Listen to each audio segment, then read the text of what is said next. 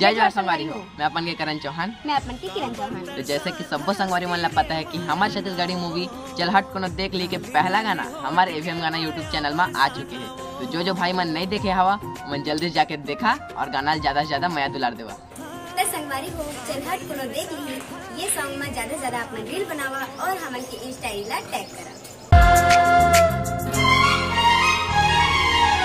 काबर तरसा थस्ती रे माया नवो लाली लाली होठ के माया बरसाना वो हाँ काबर तरसा थस्ती रे माया नवो लाली लाली होठ के माया बरसाना वो माया बरसाना रानी झमाझम चल हट कोनो देख ले माया बरसाना रानी झमाझम चल हट कोनो देख ले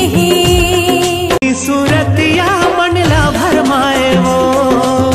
तीरे माया के काबर न जाए वो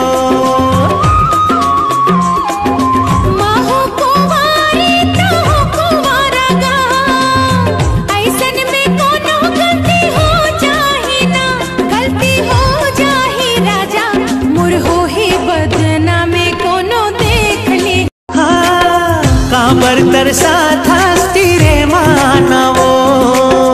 लाली लाली होठ के माया बरसाना रानी झमाझम चल हट कोनो देख ले माया बरसाना रानी झमाझम चल हट कोनो देख ले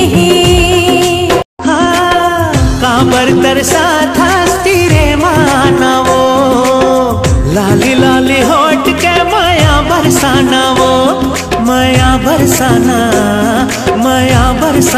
रानी झमाझम चल हट कोनो देख ले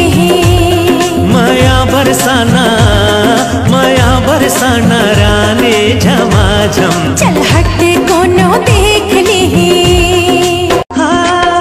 काबर तरसा थस्ती रे माना वो लाली लाली होठ के माया बरसाना रानी झमाझम चल हट कोनो देख ले माया बरसाना रानी झमाझम चल हट कोनो देख ले काबर तरसा थस्ती रे माना वो लाली लाली होठ के माया बरसाना रानी झमाझम चल हट कोनो देख ले माया बरसाना रानी झमाझम चल हट कोनो देख ले काबर तरसा थस्ती रे माना वो लाली लाली होठ के माया बरसाना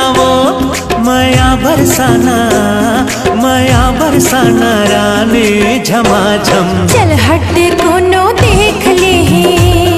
हाँ संगवारी हो हमारे चल हट कोनो देख ली टाइटल सॉन्ग में आप मन ज्यादा से ज्यादा रील बनावा और हमारे इंस्टा आईडी एवीएम गाना और करण किराना आईडी ज्यादा से ज्यादा टैग करा। काबर तरसा थस्ती रे माना वो